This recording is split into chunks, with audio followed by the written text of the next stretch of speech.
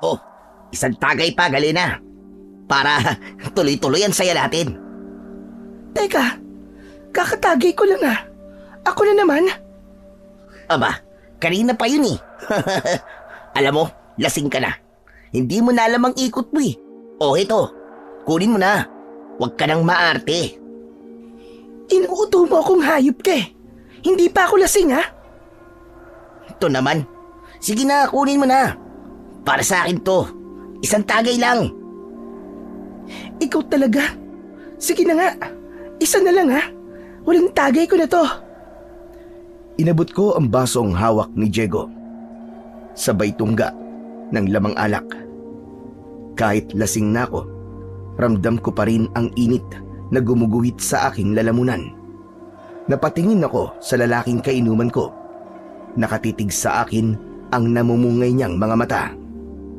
Nang ibaba ko ang baso, nagpatuloy kami sa pagbibiruan. Pero ilang sandali lamang, naramdaman ko ang mainit niyang palad sa aking mga hita. Nagulat ako at di agad nakaimik.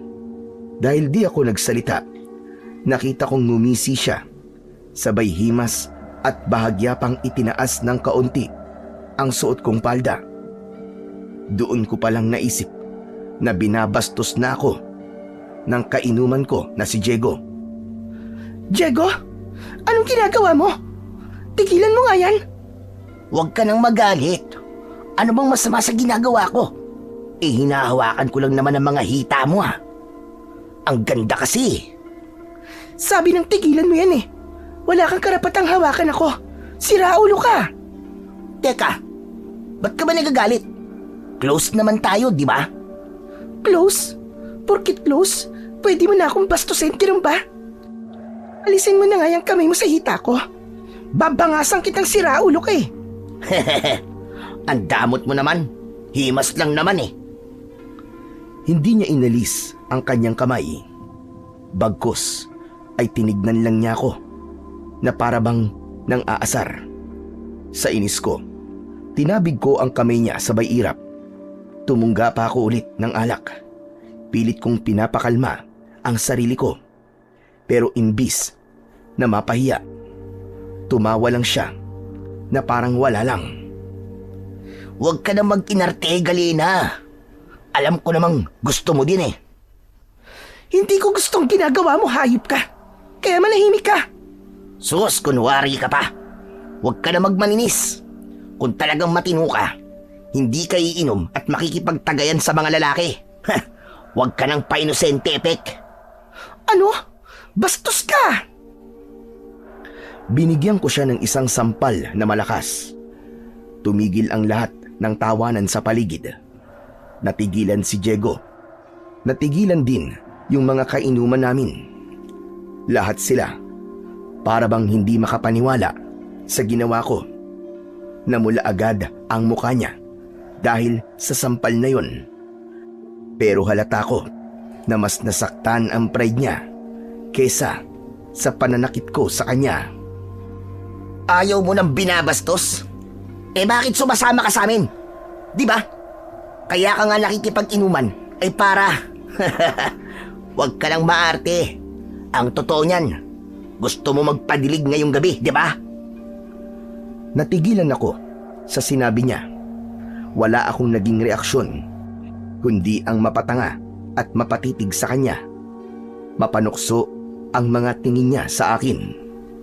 Nakita kong lumingon siya sa mga kainuman namin. Ni isa sa kanila wala ding umimik. Lahat sila ay nagkibit balikat lang na para bang normal lang sa kanila ang ginagawa ng bastos na si Diego. Sira ulo kang hayop ka, Diego. Hindi yun ang dahilan kung bakit ako nakikipag-inuman sa inyo. Sus, huwag ka na nga magpalusot. Alam kong hinahanap mo yung ganito. Di ba? Matagal nang wala si Lando. Pumayag ka na. Isang gabi lang naman, Galine. Mabilis lang to. Masosolve ka sa akin. Promise. Dadaling kita sa langit. Doon na talaga ako nagalit. Bigla akong tumayo at ibinuwal ang mesa namin. Natapon ang mga alak sa sahig. Panay ang mura ko sa kanya at halos gusto ko na siyang suntukin. Pero nang makita ng mga kasama namin na parang gusto na rin akong saktan ni Diego, agad silang umawat. Oo, lasing ako, pero hindi ako pokpok. Tahimik ang paligid.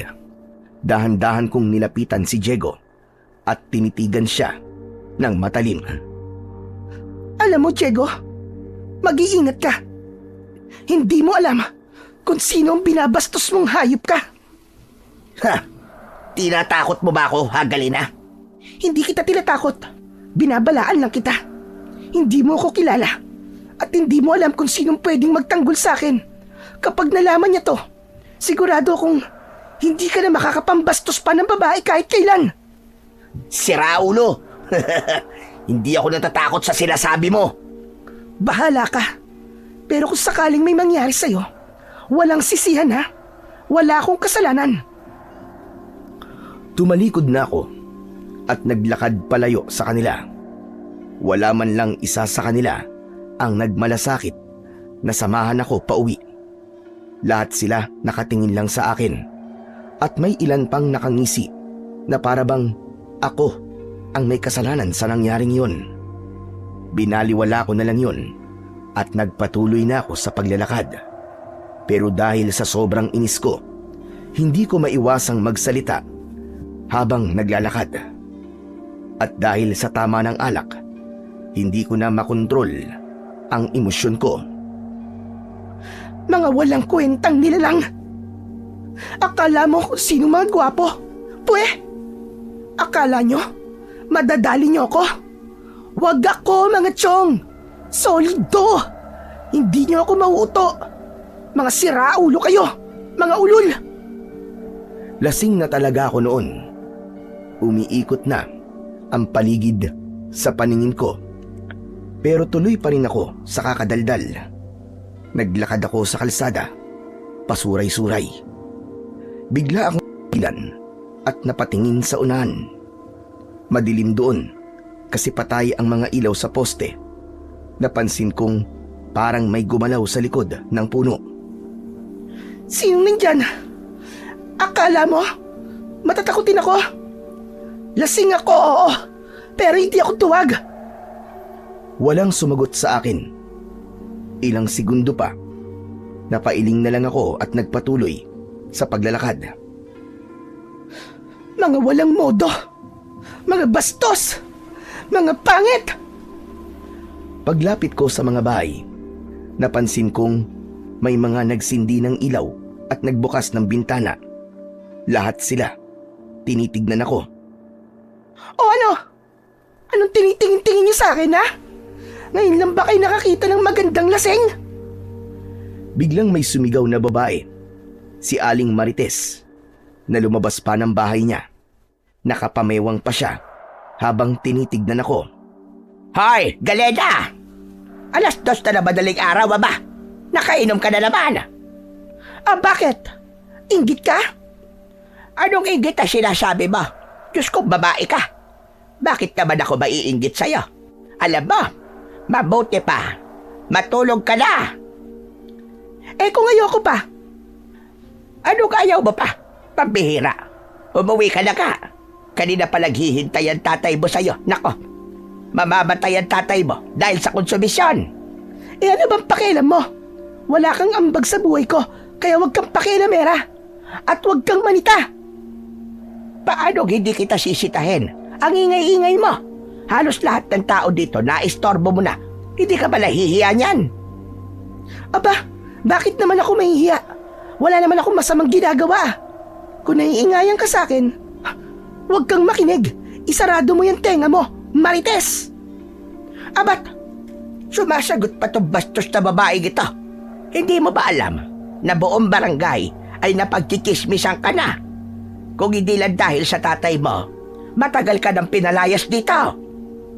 Wala akong pakialam sa inyo. Magchismisan kayo hanggat gusto nyo. Kaya ako, wag nyo din akong pakikialaman. Dito na nga lang ako nagiging masaya. Pinapakialaman mo pa? Masaya? Masaya ka pa sa lagay na yan na nag-ieskandalo ka kapag nalalasing. Hindi ka ba nahihiya sa mga tao dito? Kababaeng tao mo pa naman. Ano bang problema mo sa pagiging babae ko? Babae ka. Hindi dapat ganyan ang inaasta mo. Eh ano naman kung babae ako? Hindi ba pwedeng uminom ang babae? Bakit? Pag yung anak mo si Diego ang naglalasing at nagwawala, hindi mo naman pinakikialaman ng ganyan ah. Aba, at bakit naman nasali ang anak ko sa usapan na ito? At saka Galena, lalaki yon. Natural lang na hindi yung kagaya mo. Kababaeng tao wala si Gera, nakikipag-inuman sa mga lalaki. Alam ko na kung saan nagmana ang anak mo. Sa'yo. Parehas kayong matabil at madumi ang dila. Sabihin mo nga sa akin, Aling Marites. Pati ba, kamanya ka ng anak mo? Minana din niya sa'yo? Ano ka mo? Oh, gulat ka no? Alam mo ba kung bakit ako daldal ng daldal dito? Kasi nga, dun sa umpukan namin kanina, minanyak ako ng magaling mong bastos na anak. Huwag kang gumagawa ng kwento ha. Bakit naman ako gagawa ng kwento? Wala naman akong balak na agawin ng korona mo bilang numero 1 tagagawa ng kwento dito sa baryo natin. Kung totoo man, na minanyak ka, kasalanan mo rin yon. Baka nga ikaw pa nagbigay ng motibo. Tignan mo nga yung ayos mo. Ang ikli-ikli ng palda mo. Tapos, pare-pareho pa kayong lasing. Aba, kahit sino naman lalaki, Galena, bibigay talaga. At talagang ipinagtanggol mo pa ang siraulo mong anak. Aba, natural. Anak ko yun eh. Lumayas ka na ka. Anak ng tupa, oo. Eh kung ayoko, mabuti pa lumabas ka dito. Gusto mo? Sampaling kitang bruwa ka? Aba, bastos to batang ito ah. Ang kapal na buka mo. Pinagsasabihan ka na maayos, ganyan ka pa. Tse, pakialamera ka talaga. Makalayas na nga dito. Yan, ganyan. Lumayas ka na dito. At sa susunod, huwag ka nang dadaan dito. Kapag inulit mo pa to, magpapatawag na kami ng tanod para damputin ka. Eh di tumawag ka. Bakit akala mo ba? Natatakot ako sa tanod? Aba talagang, hinahabon mo ba ako? Oo, hinahamon kita. Halika, lumabas ka rito. Ay, wag na. Hindi kita papatulan at hindi kita kalibel. Anong hindi kalibel ang pinagsasabi mo? Ang sabi ko, hindi ko papatulan yung sabalang ugali mo. Wala kang respeto. Maski yata sa sarili mo, hindi mo na alam galangin. Pwe! Matagal na hong nawala yun sa buhay ko. Kaya wag niyo na akong pakialaman pa. Dahil hindi mo alam kung gaano kasakit mabuhay na wala ka ng pinaniniwalaang mabuti. Natigilan si Aling Marites sa sinabi ko. Tahimik siyang pumasok muli ng kanilang bahay at isinara na ang mga pinto at bintana.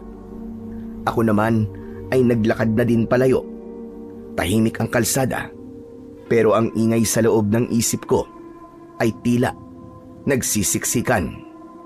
Yung mga ilaw ng poste, nagmumukang mga bilog na gumagalaw sa harap ko. Amoy alak ang hangin, o baka ako lang yun. Basta ang alam ko, mabigat ang dibdib ko.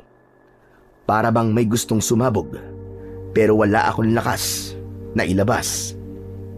Umupo ako sa tabing kalsada. Malamig ang semento sa ilalim ko. Pero hindi ko na alintana. Ang mga lamok nagsisimula ng mga gat, pero wala na rin akong pakialam.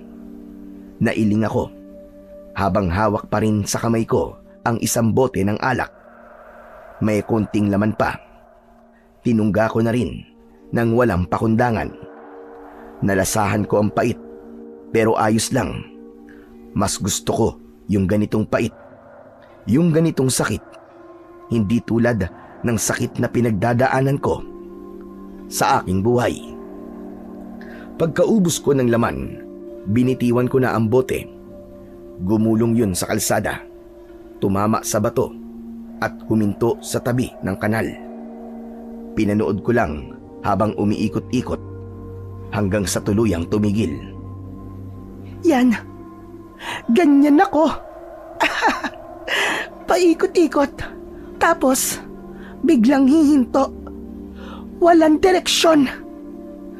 Anak ng putya naman, oo. Bakit ganun?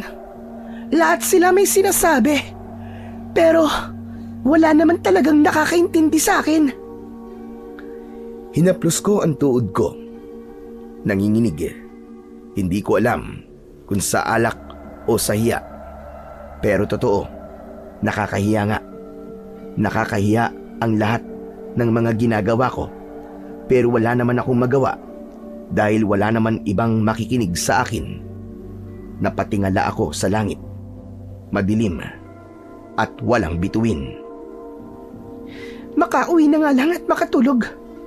Kung gigising pa ako di ayos. Pero kung hindi na, di wag. Hay nako, pesteng buhay to. Tumayo ako ng dahan-dahan at habang naglalakad ako papunta sa dulo ng kalsada, narinig kong may humintong motor sa tabi ko. Miss, mukhang napasobra ka. Ayos ka lang ba? Napahinto ako. Lumingon ako sa kanya at sinipat siya mula ulo hanggang paa. Medyo matangkad, maputi at mukhang bagong gupit. Magandang lalaki siya. Pero agad akong nairita. Ano bang pakialam mo? Concern lang naman. Baka mapahamak ka eh. Madaling araw no, tapos madilim. Tapos nag-iisa ka pa. Wag mo nga akong pinakikialaman. Ano ka ba, pulis? Ang lakas ng loob mo. Hindi naman kita kilala. Tahimik lang siya habang tinitignan ko ng masama. Teka, ano bang pangalan mo ha? Sino ka ba?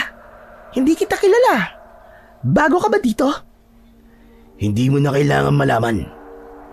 Basta, gusto ko lang siguraduhin na makakauwi ka ng maayos. Halika, sumakay ka na sa motor ko. Ihahatid kita sa inyo. Ba't ang kapal ng mukha mo ha? Hindi nga kita kilala eh. Ba't ako sasama sa'yo? Sino ka ba ha? Wala akong masamang iniisip sa'yo, miss. Ihahatid lang kita sa inyo.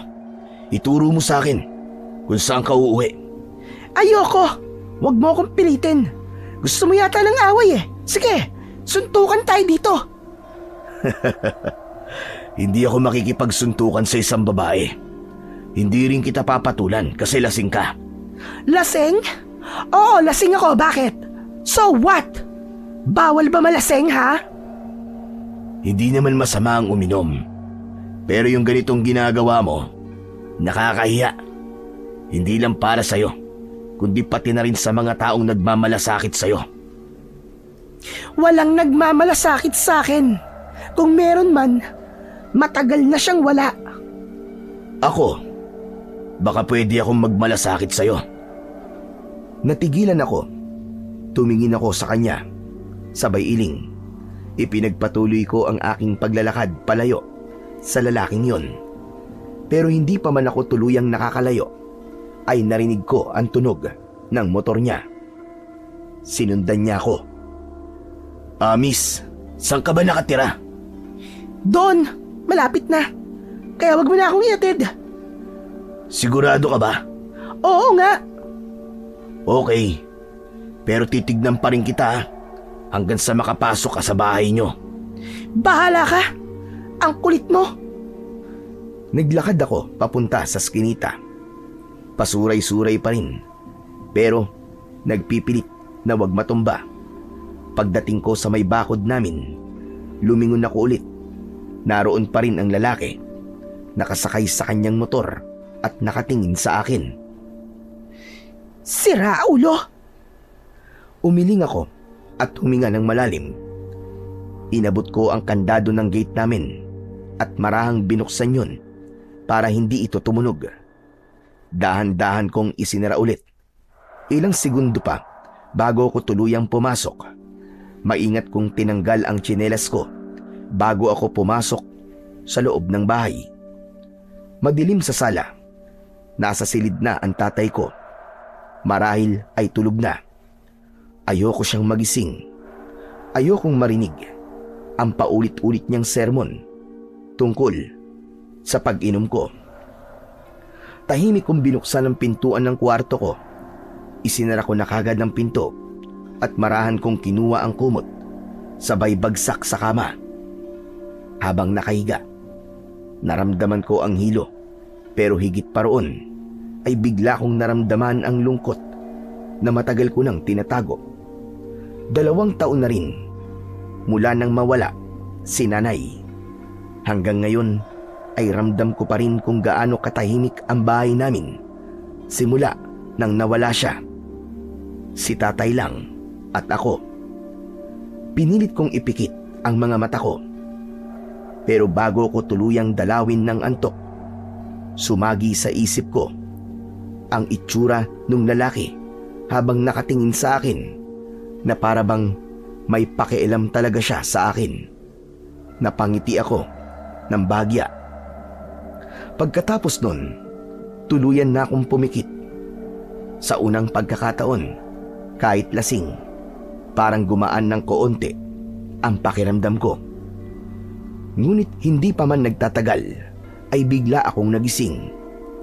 Pero wala ako sa kwarto ko. Nakahiga ako sa isang malaking itim na bato. May mga nakapalibot sa akin na mga taong nakasuot ng balabal na itim. Nakatakip ang kanilang mga muka. Babangon sana ako pero hindi ko magawa dahil nakatali ang aking mga kamay at paa. Hindi ako makagalaw. Ano to? Nasaan ako? Ano nangyayari? Walang sumagot. Narinig kong nagsasalita ang mga tao. Sabay-sabay sila. Para silang kumakanta. Pero hindi ko maintindihan. Sino kayo, ha? Bakit niyo ako itinali? Pakawalan niyo ako rito! Ilang sandali pa ay biglang may lumapit. Mas mataas siya kesa sa iba. Pareho din ang suot, itim na balabal pero may pulang guhit sa dibdib. Huminto siya sa tapat ko. Hindi ko makita ang mukha niya dahil natatakpan ng hood. Nang yumuko siya, napansin kong parang pamilyar ang kanyang mga mata. Sino ka? Hindi siya sumagot. Sa halip, dahan-dahan niyang ibinaba ang kanyang hood. Napasinghap ako. Lando? Mismo ko, no? Lando, anong ginagawa mo? Pakawalan mo ako dito! Ngunit imbis na pakawalan niya ako, inilapit niya sa akin ang kanyang muka. Wag! Bigla niya akong hinalikan. Mabilis, marahas. Nanlaki ang mga mata ko. Tinangka kong umiwas pero wala akong magawa. Naramdaman ko ang mainit na hininga niya. Kasunod nun, parang may apoy na pumasok sa bibig ko. Gumapang ito sa aking lalamunan, sa dibdib at sa tiyan. Tama na! Tama na! Umangat ang katawan ko dahil sa sakit. Parang may tumutusok sa laman ko. Ramdam ko ang init na kumalat hanggang sa parang sinusunog na ang balat ko. Nakita ko ang mga taong nakapalibot sa akin. Nakataas ang kanilang mga kamay. Sumisigaw sila ng mga salitang hindi ko maintindihan. Lando! Lando, wag! Wag! Wag mo nang ituloy ito! Hindi siya sumagot. Nakangiti lang siya habang nakatayo sa tabi ko. Ilang saglit pa, naramdaman kong may tumutubo sa loob ng bibig ko. Parang may lumabas na matutulis na pangil. Humaba din ang mga kuko ko. Tapos ay tinubuan ako ng itim na balahibo. Hindi! Anong ginagawa niyo? Mga hayop kayo! Ayoko nito! Ayoko! Kasabay ng sigaw kong yun, ay kusang naputol ang mga tali sa kamay at paa ko. Bigla akong tumayo, hingal at nanginginig. Pero ramdam ko ang kakaibang lakas ng mga oras na yon. Tapos yung mga tao, bigla silang lumuhod. May sinasabi sila, ako raw ang pinili. Ako raw ang bagong Panginoon. Anong bagong pinili? Anong pinagsasasabi niyo? Tigilan niyo to! Pigilan niyo ako! Lumingon ako sa paligid. Gusto ko nang umalis. Inisip kong tumakas, pero nakita ko si Lando. Nakatingin sa akin. Nakangiti. Pero ang laman niya, ang kulay niya, hindi na din normal. Kulay abo, parang patay. May mahahaba din siyang mga kuko. May matulis na pangil. Nakangisi siya sa akin. Wala ka nang magagawa, Galena. Tadhana mo to. Tadhana? Sira ulo ka ba? Oo, Galena. Oo. Tadhana mo to. Pinili ka nila. Pinili kita. Bakit mo to ginagawa? Ayoko nito, Lando. Ayoko nito. Pakiusap. Alisin mo ang sumpang to. Huwag ka nang lumaban, mahal ko. Sandali na lang matatapos din to. Sige na. Mahiga ka na ulit. At tatapusin na namin ang ritual na makakapagpalakas sa iyong kapangyarihan. Please, tama na to, Lando. Natatakot na ako. Huwag mong gawin sa akin to. Maawa ka. Huwag kang matakot, Galena. Pagkatapos nito, magiging isa na tayo. Magiging ikaw na. Ang susunod na. Susunod na ano? Alam mo kung ano man yan. Hindi yan ang kailangan ko. Alam mo yan. Biglang lumakas ang ihip ng hangin. Paglingon ko sa isang sulok ay may lalaking naglalakad papalapit. Malabo ang mukha niya pero may suot siyang medalyon na nagliliwanag. Hindi ko matignan yun. Talagang nakakasilaw at masakit sa mata. Sino ka? Ako ang tatapos sa sumpa, Galena. Halika, lumapit ka sa akin. Huwag mo siyang pakinggan, Galena. Papatayin ka niya, Galena. Huwag kang lumapit sa kanya. Manahimik ka. Hindi ko papayagang mangyari ang masama niyong balak. Siya ang pinili. Hindi mo siya pwedeng kunin sa amin. Nang sabihin yun ni Lando, biglang nagkagulo. Yung mga tao sa paligid, narinig kong nagsisigawan sila. Lalo akong nataranta. Hindi ko na alam ang mararamdaman ko ng mga oras na yon. Sobrang ingay. Tinakpan ko ang mga tenga ko. Hindi ko na kinakaya. Para bang sasabog na ang ulo ko sa dami ng boses na nagsisigawan sa paligid. Tumigil na kayo! Tumigil na kayo! Tama na! Mabilis akong umatras. Halos madapa ako sa pagtakbo. Pero wala na akong pakialam. Gusto kong makalayo sa kanila. Sa lugar at sa mga matang nakatingin sa akin na hindi ko alam kung gusto kong sambahin o lamunin. Maya-maya pa ay narinig kong may mga yabag na humahabol sa akin. Hindi! Kailangan kong bilisan! Kailangan kong makalayo sa lahat! Ayoko nito! Ayoko sa inyo! Galena! Galena, tumigil ka! Hindi mo alam ang ginagawa mo! Bumalik ka dito! Ayoko! Ayoko! Patuloy akong tumakbo. Pero yung mga yabag, papalapit ng papalapit. Lumingon ako at nakita ko ang lalaking may suot na medalyon. May dala siyang isang malaking espada. Ilang sandali pa, bigla akong napatid.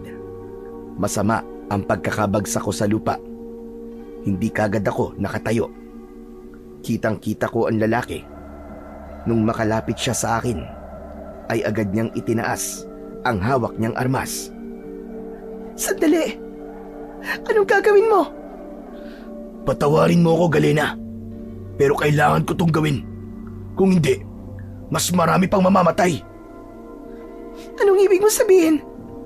Isa kang halimaw, Galema. At may dala kang sumpa sa baryo nyo. Kailangan mo mawala. Kailangan mong mamatay. Sandali, wag!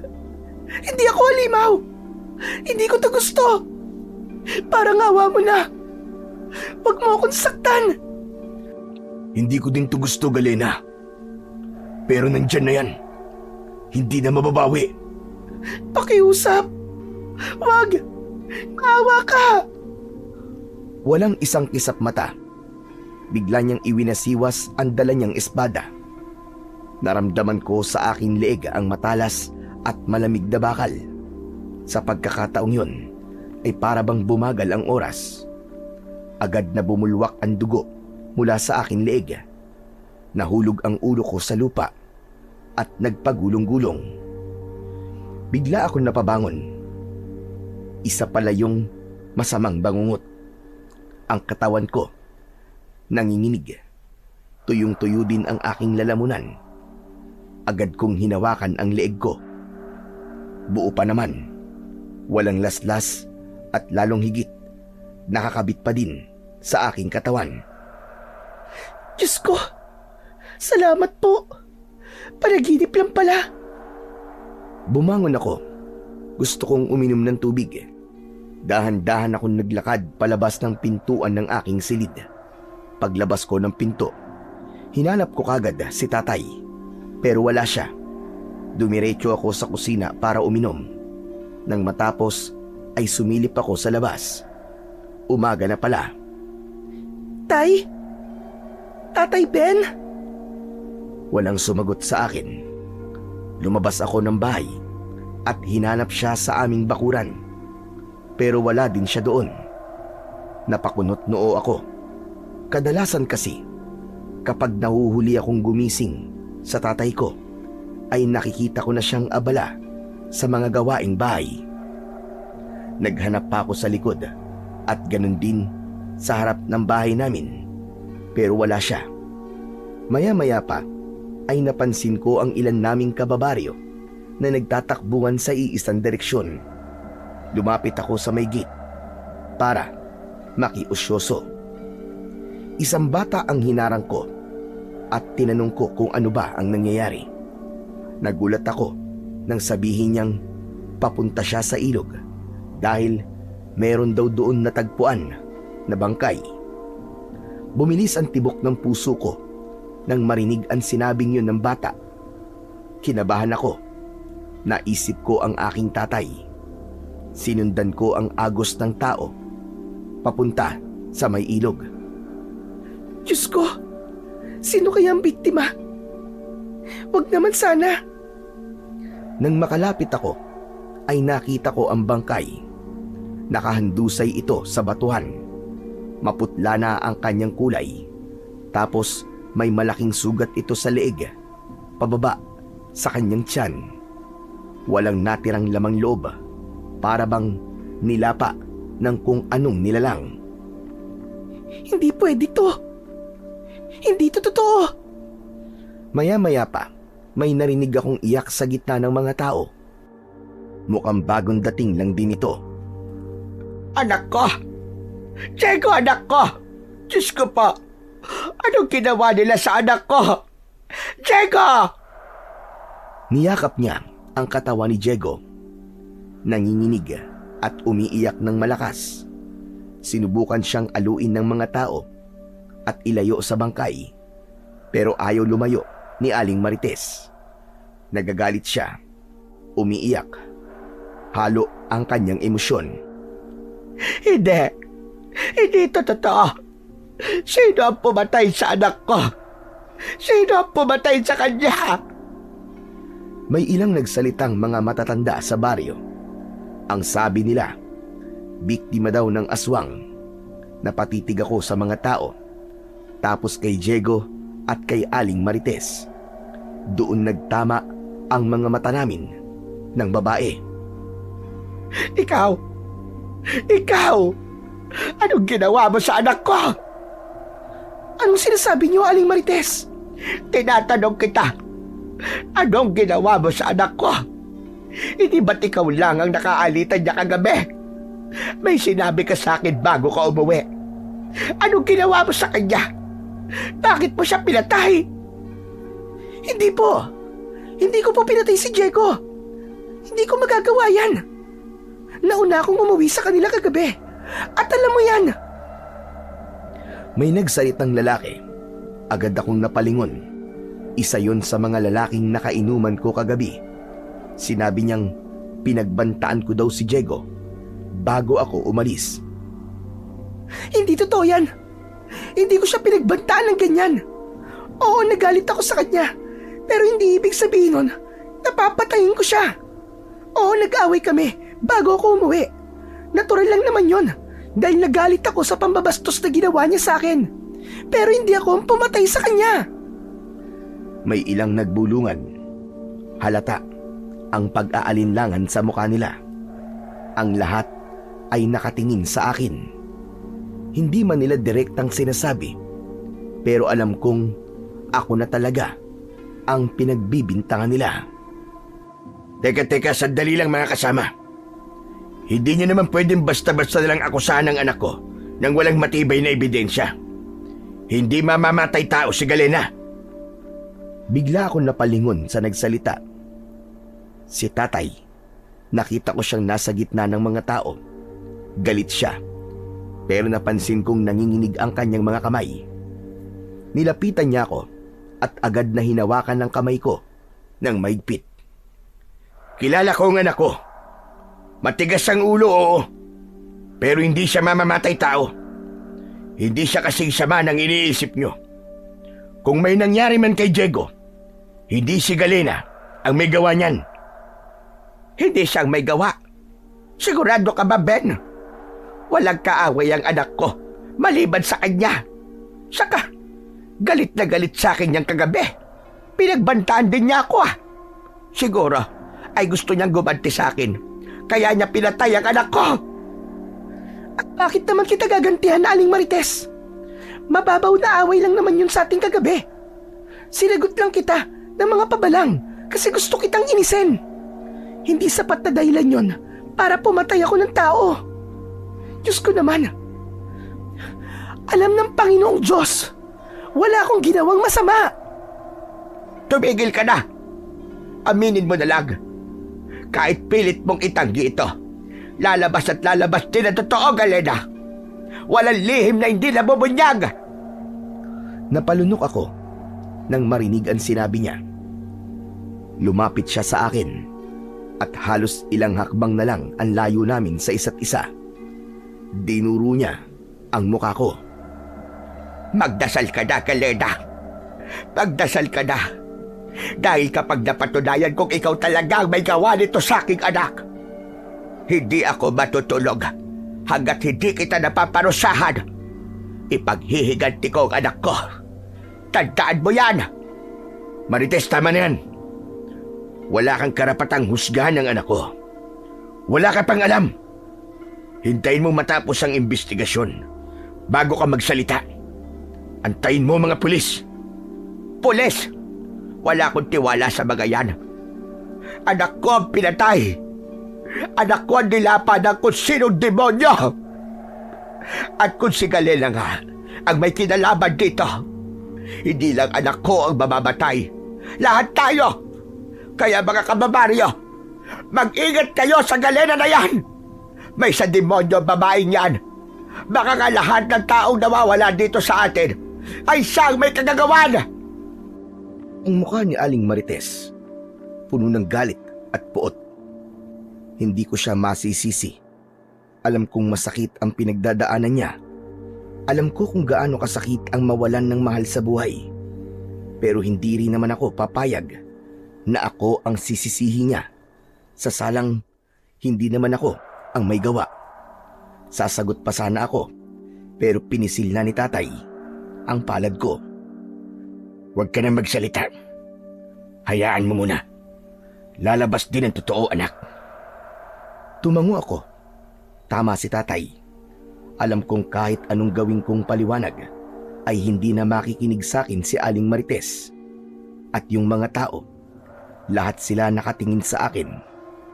Ang paraan ng tingin nila sa akin, pakiramdam ko, ako ang sinisisi nila. Pagkatapos nun, ay hinila na ako ni tatay palayo sa lugar na yon. Tahimik kaming naglakad. Wala ni isa sa amin ang nagsalita. Pagdating namin sa bahay, agad kong sinara ang pinto. Galena, siya kagaling kagabi. Totoo bang nakipag-inuman ka na naman? Opo, Kainuman ko po ang grupo ni Diego kagabi. Alam mo ba kung anong pinasok mong gulo, Galena? Paulit-ulit na lang to. Hindi ka pa ba natututo? Alam mong hindi maganda ang ginagawa mo, di ba? Tay, gusto ko lang naman pong makalimot kahit sandali. Makalimot? Sa anong paraan? Nakikipag-inuman ka sa mga lalaki? Pasensya na po, Tay. Pasensya. Sa tingin mo, sapat na yan para maayos ang gulong to, Galena? Sabihin mo nga sa akin ang totoo. Ikaw ba ang pumatay kay Diego? Tay, hindi. Pati ba naman kayo? Hindi ko ginusto ang nangyari kay Diego. Umuwi ako. Bago pa man yun. Bago pa man may mangyari sa kanyang masama. Sigurado ka? Anong oras kang umuwi kagabi? 2:00 po. Pag-uwi ko, dumiretso naman po ako dito sa kwarto eh. Wala akong ibang ginawa kundi ang matulog. 2:00? Sigurado kang 2:00? Gising pa ako nung, Galena. Imposibleng hindi kita maramdaman. Nag-iingat po akong pumasok, Tay. Hindi ko na po kayo inistorbo. Kasi alam kong nagpapahinga na po kayo. Magaling kang magpalusot, ha? Sige. Sana nga, anak.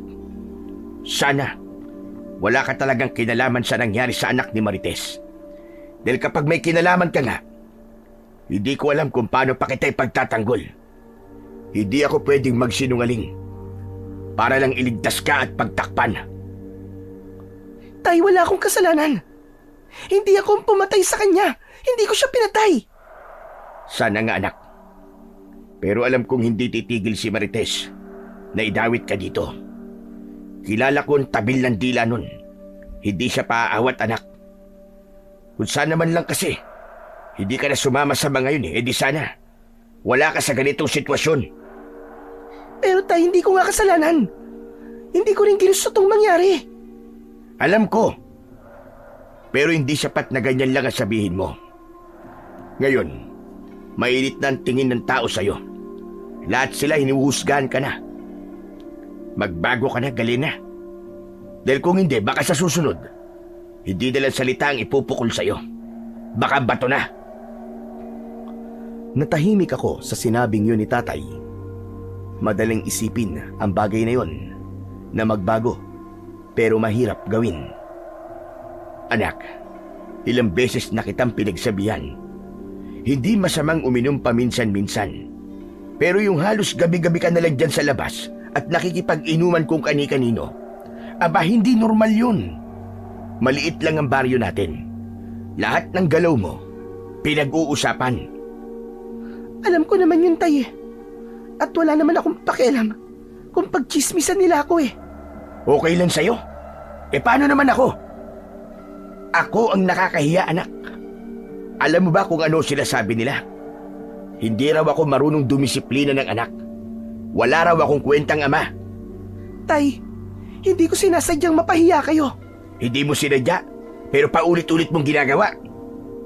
Galena, kung buhay pa ang nanay mo, siguradong masasaktan yun sa mga pinaggagawa mo. Tama na po. Tama na, Tay. Gusto mo akong tumigil? Sige, titigil ako. Pero huwag ka na rin uminom ng alak. Huwag ka na rin munang lalabas. Kung gusto mong manahimik ang buhay mo, dito ka lang sa loob ng bahay. Tama na ang gulo, Galena. Ayoko na. Naiintindihan mo ba? Opo, Tay. Mabuti. Itong tatandaan mo. Kapag nakarinig pa ulit ako ng reklamo tungkol sa'yo, hindi na kita ipagtatanggol. Bahala ka na sa buhay mo. Pagkatapos sabihin yon, ay lumabas na si tatay. Dumiretso ito sa likod ng bahay. Marahil ay haharapin na nito ang mga inaalagaan niyang mga gulay. May maliit na gulayan kasi siya sa likod. Doon siya nagpapalipas ng oras kapag may hindi kami pagkakaunawaan. Naiwan ako sa loob ng bahay sa may sala. Umupo ako sa isang lumang silya. Doon ko sinimulang alalahanin ang mga nangyari kagabi. Pero kahit anong isip ang gawin ko, wala akong maalalang masamang ginawa ko. Hindi ko naman talaga siya pinatay eh. Bakit ganun? Bakit ang dali para sa kanilang husgahan ako? Mukha ba akong aswang? Hindi naman ako aswang ah. Pero, hindi nga ba? Bigla kong naalala ang panaginip ko kagabi. Bigla akong kinilabutan nang maalala ko ang naging anyo ko sa panaginip. Isang nilalang na may mga pangil, may mahahabang kuko at balot ng itim na balahibo. Bigla ako napaisip ng negatibo.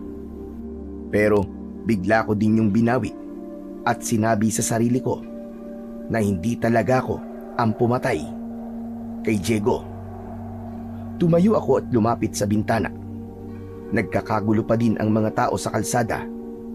May ilan na nag-uusap tungkol sa nangyaring pagpatay kay Diego. Naririnig ko pa ang ilan sa kanila na nagsasabing halimaw daw talaga ang may gawa nun at hindi tao. Hindi ko na lang sila pinansin. Baka kung ano pa ang isipin nila kapag nakita nilang nakikinig ako. Ibinaling ko sa iba ang aking tingin. Tapos may narinig akong tunog ng motor na huminto sa tapat ng bahay. Mabilis kong nilingon ang gate. Sa una ay hindi ko pa makilala kung sino yun. Pero nang tumigil ang motor, agad kong nakilala ang lalaki. Siya yung nag-alok kagabi na ihatid ako pauwi. Natuwa ako. Naisip kong pwede niyang patunayan ang alibay ko na nakauwi ako bago pa man may mangyaring masama kay Diego. Siya ang makapagpapatunay. Agad akong lumabas ng pintuan at tumakbo sa harap. Pero pinaandar na niya ang motor niya, sabay alis. Hoy! Sandali lang! Mag-uusap tayo! Sandali! Pero itinuloy pa rin niya ang pag-alis. Naiwan akong tulala sa harap ng gate namin. Nagsasalitang mag-isa. Bakit siya umalis? Ayaw niya akong kausapin? Bumalik na ako sa loob ng bahay. Wala pa doon si tatay. Marahil ay nasa likod pa rin siya sa gulayan. Umupo ako sa upuan at napayuko. Hindi ko na alam ang gagawin ko. Maya-maya pa ay bigla akong napatingin sa labas nang marinig kong may humintong sasakyan. Ilang sandali pa ay bumungad na ang dalawang nakaunipormeng pulis. Kinabahan ako. Alam kong itinuro na ako ng mga kasama ko sa inuman o kaya naman ay ni Aling Marites. Magandang umaga po. Ikaw ba si Galena? Tumango ako at tumayo kahit nanginginig ang mga tuhod ko. Sinalubong ko sila sa may pinto at pinapasok. Nakita ko si tatay, nakasunod sa mga pulis. Umupo sila sa sala habang ako ay tumayo sa may gilid. Hindi mapakali. Kilala mo si Diego Panganiban? Opo, magkakilala po kami. May nakapagsabi sa amin na magkasama raw kayo kagabi bago siya matagpo ang patay sa may ilog. Opo, totoo po yun. Nakipag-inuman po ako sa kanila kagabi. May mga kasama kami, officer. Pero, nauna na po ako sa kanila. Hindi ko alam na may masamang mangyayari sa kanya. Ilang oras kayo nag-inuman? Hindi ko po sure eh. Pero 2:00 po nung nakauwi ako. Nainis na ako nun kasi lasing na po si Diego. Kung ano-ano pong sinasabi sa akin at ginagawa. Anong sinasabi niya? Binastos niya po ako, sir. Kaya umalis na ako. Galit ako pero wala akong ginawa. Umuwi lang talaga ako. May makapagpapatunay bang umuwi ka nga ba kagabi? Ako ho, sir. Pinagbuksan ko ho siya ng pinto kagabi. Bigla ako napatingin kay tatay. Hindi ko inaasahan na magsisinungaling siya. Taliwas sa sinabi niya kaninang pababayaan na niya ako at bahala na ako sa buhay ko. Tinignan siya ng mga pulis. Parang sinusuri kung nagsasabi ito ng totoo o kung walang itinatago. Wala ho akong masamang ginawa sa kanya, sir. Pagdating ko dito sa bahay, diretso na po ako natulog. Pero, alam mo ba sabi ng mga kainuman mo ay sinundan ka ni Diego kagabi? Hindi ka ba niya naabutan? Hindi ba kayo nagkita? Hindi niya po ako sinundan, sir. Naiwan siya. Kanino galing yung kwentong yan? Yun ang sabi ng mga kainuman niyo kagabi. Kung totoo man yan, hindi ko alam na sumunod siya. Hindi talaga, sir, maniwala kayo. Baka naman hindi mo lang maalala kasi lasing ka. Kahit lasing ako, sir, alam ko po ang ginagawa ko.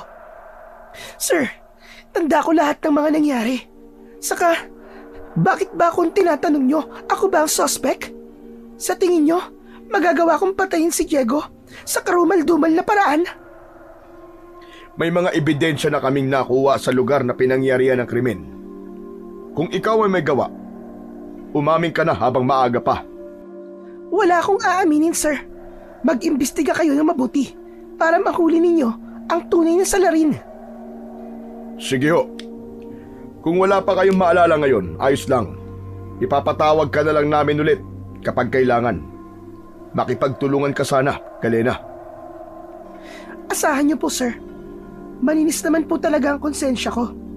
At gusto ko rin po mabigyan ng hustisya si Diego kahit hindi siya naging mabuti sa akin. Tumango ang pulis na kausap ko. Maya-maya pa ay tumayo na silang dalawa at nagpaalam. Nang makaalis na ang dalawang pulis, nakita ko si tatay nakatitig ng masama sa akin. O ano? Kita mo na? Ano, masaya ka ba? Uminom ka ulit mamayang gabi, sige! Hindi na kita pipigilan. Magpakalango ka!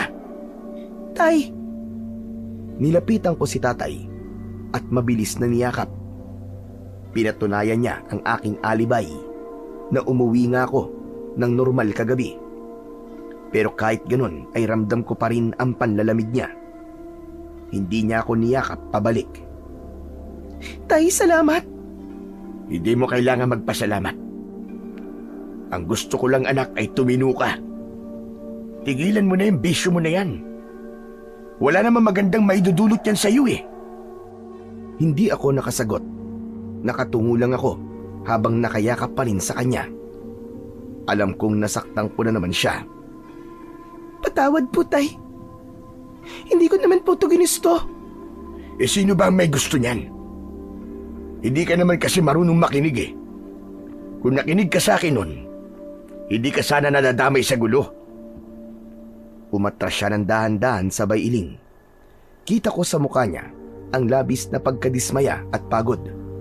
Yung uri ng pagod na hindi lang dahil sa mga trabaho niya, kundi dahil sa pagpapalaki niya ng isang anak na palaging pasaway. Tay, maniwala po kayo sa akin. Kahit naman po ganito ako, hindi ako ang pumatay kay Diego. Sana nga, anak. Sana nga. Pero paano mo makukumbinsi ngayon ng mga tao na wala kang ang kasalanan? Lalo na si Marites. Sigurado kong hindi ka titigilan nun. Pagkasabi nun, kinuha niya ang sombrero sa mesa at lumabas ng bahay. Naiwan akong mag-isa sa sala, nakatitig sa pinto. Hindi ko alam kung maiiyak pa ako o magagalit. Sa labas, narinig kong nag-uusap ang mga tao. May mga babae na panay pa ang silip sa loob ng bahay namin. Pinag-uusapan nila ako. At ako talaga ang pinaghihinalaan nila. At yun ang pinakamasakit. Hindi ko alam kung paano ko pa mapapatunayan na hindi ako ang may sala. Pinikit ko ang mga mata ko at huminga ng malalim. Gusto kong sumigaw. Gusto kong sabihin sa kanila na mali sila.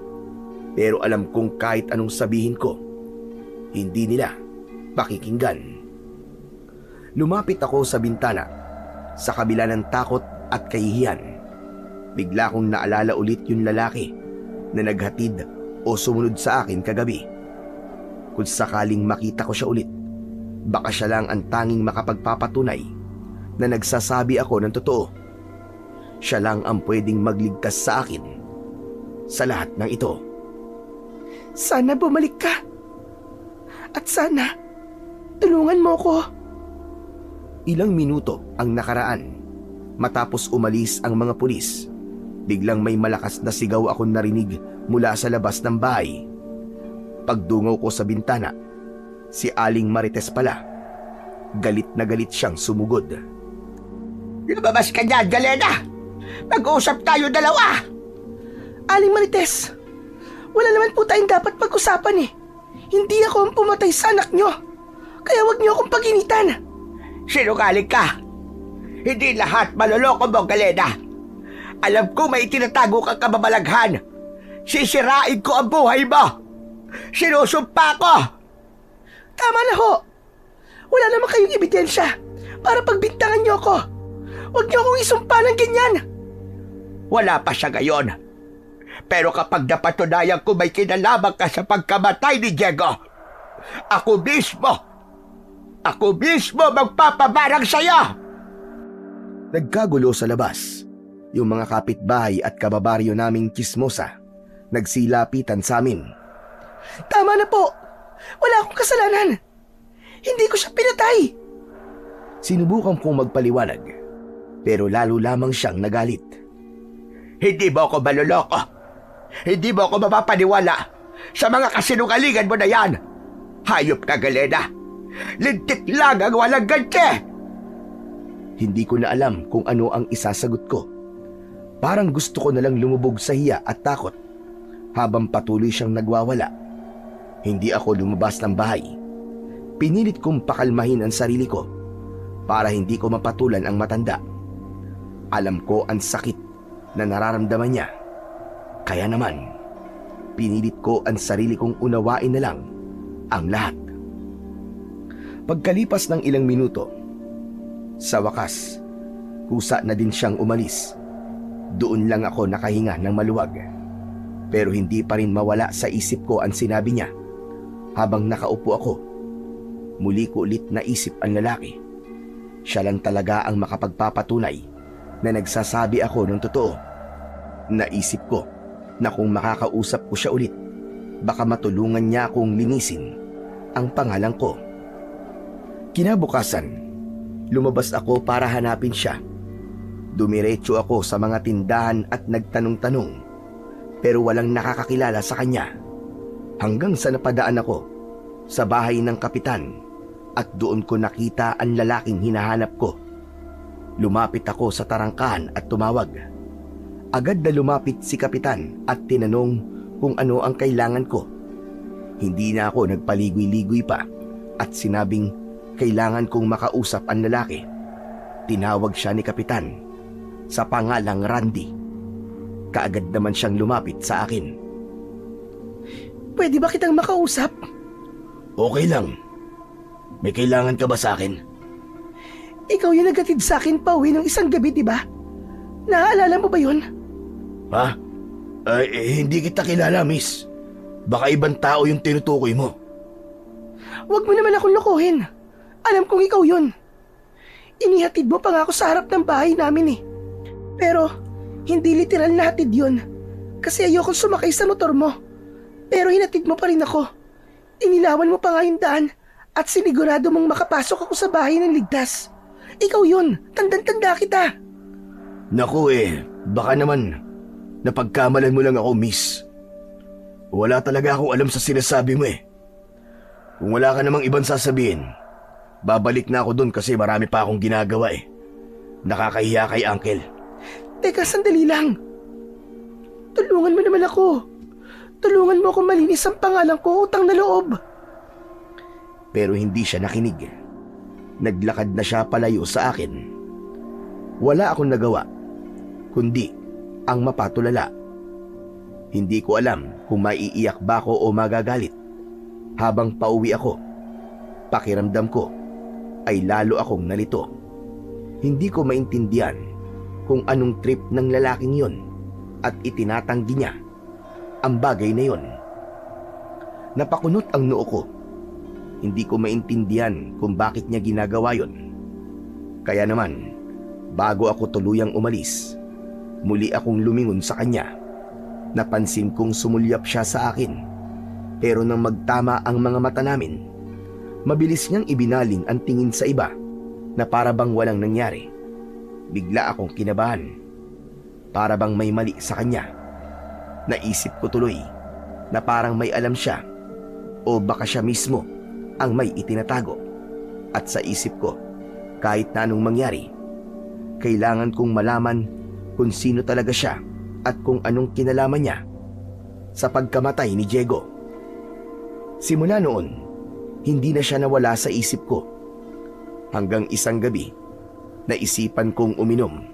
Galing ako sa tindahan, bumili ng isang bote ng gin. Uuwi na sana ako para doon na lang sa bahay mag-inom. Pero bigla kong nakita si Randy na naglalakad papasok sa isang iskinita.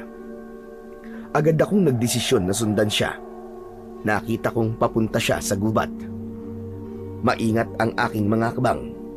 Ayokong marinig niya ako o mahuli niya dahil malakas ang kutob ko na walang magandang gagawin ang lalaking yon.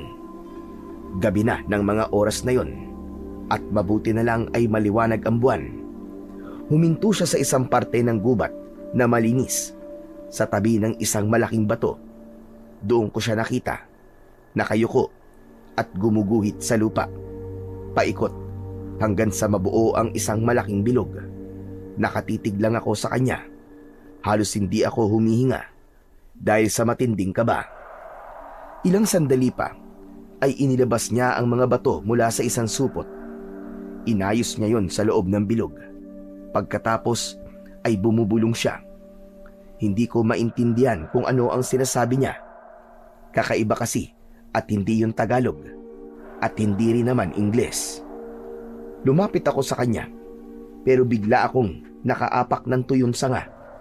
Agad akong yumuko at nagtago sa mga matataas na damo. Narinig ko ang mga yabag niya na papalapit. Halos hindi ako makahinga.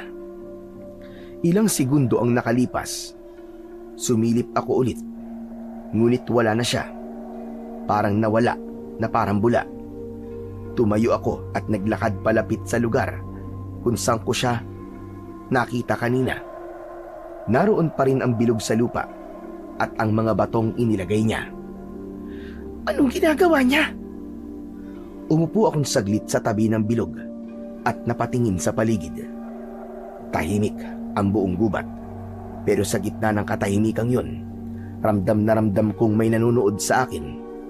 Mabilis akong tumayo at tumakbo pabalik sa daan pauwi.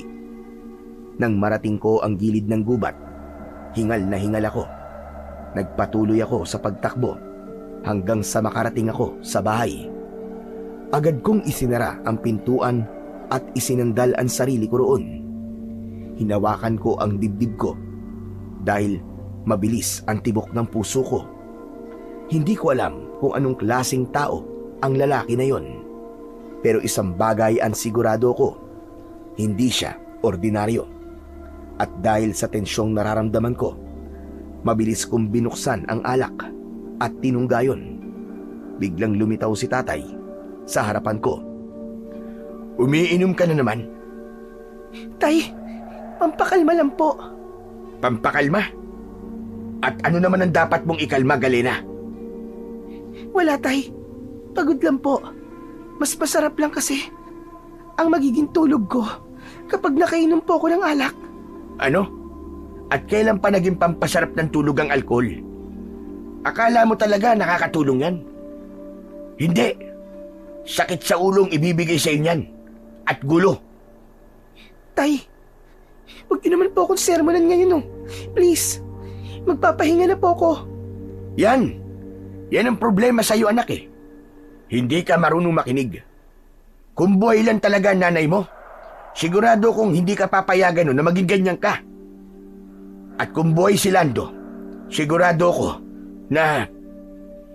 Huwag na po nating isama sa usapan ng mga taong wala na, tay.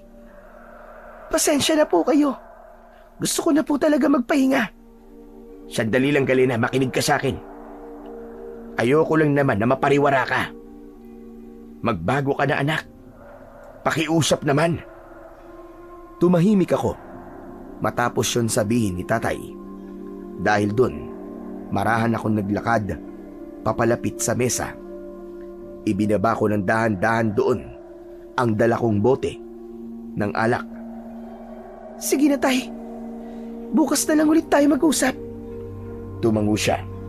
Ako naman ay pumasok na sa loob ng aking silid para matulog. Ilang sandali ang lumipas, bigla akong nagising. May narinig kasi akong maingay sa labas ng bahay namin. Pagmulat ng aking mga mata, ay napatingin ako sa dingding. May parabang naglalakad sa labas. Umupo ako sa gilid ng kama at pinakiramdaman ang paligid. Maya-maya pa, ay biglang may kumakalmot na sa dingding. Naisip kong baka pusa lang yun. Hihiga na sana ako ulit, pero bigla akong nakaamoy ng mabaho. Para bang bulok na karne. Napasinghap ako. Ano yun? Ang baho ah! Maya-maya pa, may narinig akong malakas na ungol sa labas. Para bang galing sa lupa. Kasabay ng tunog na yon, ay meron ding nagkukutkot ng lupa. Tumayo ako at marahang lumapit sa dingding. Idinikit ko ang tenga ko at pinakinggan ng mabuti ang tunog. Pero hindi ako nakontento. Lumabas ako ng kwarto ko at balak ko sanang buksan ang pintuan sa sala. Pero sinilip ko kung ano ang nasa labas. Pero biglang nakita ko si tatay na nasa kusina. Bitbit ang kanyang matalas na itak. Huwag mong buksan yan, Galena. Tay, gising ka pa? Oo. At kanina ko pa naririnig yung mga pesteng nasa bakuran natin. Ano po ba yung mga nasa bakuran natin? Mga magnanakaw po ba? Hindi. Halika dito. Lumayo ka dyan sa may pinto. Bilisan mo. Sumunod ako kagad sa sinabi ni tatay. Lumapit ako sa kanya at napansin kong seryoso ang kanyang muka. Maigpit pa rin ang hawak niya sa kanyang itak at kita sa mga mata niya ang kaba. Hindi siya kumilos ng basta-basta. Nakatingin lang siya sa pinto. Pinakikiramdaman ang tunog sa labas. Kita ko kung paanong gumalaw ang panga niya. Mahigpit, tila pinipigilan ang sarili na magalit o matakot. Tay, ano po ba kasing nangyayari? Hindi siya kagad sumagot. Bagkus ay siya naman ang lumapit sa pinto. Dahan-dahan niyang itinapat ang tenga niya roon.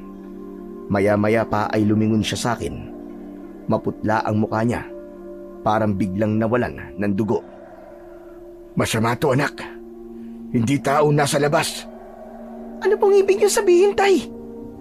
Kilala ko ang amoy nila. Pati ang kanilang mga tunog. Anak, mga aswang ang nasa labas. Pero bakit? Anong kailangan nila? Ano? Anong aswang? Tay naman eh. Huwag nga kayo magbiro ng ganyan.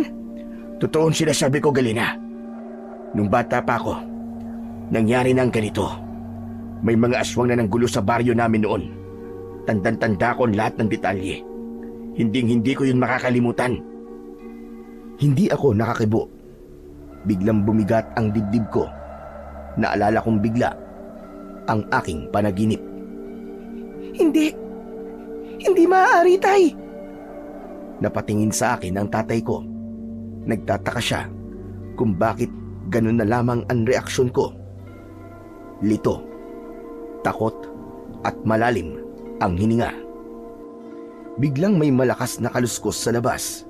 Kasunod ang malalim na ungol at alulong ng mga aso. Anong gagawin natin? Hindi sila pwede makapasok dito sa loob, Tay.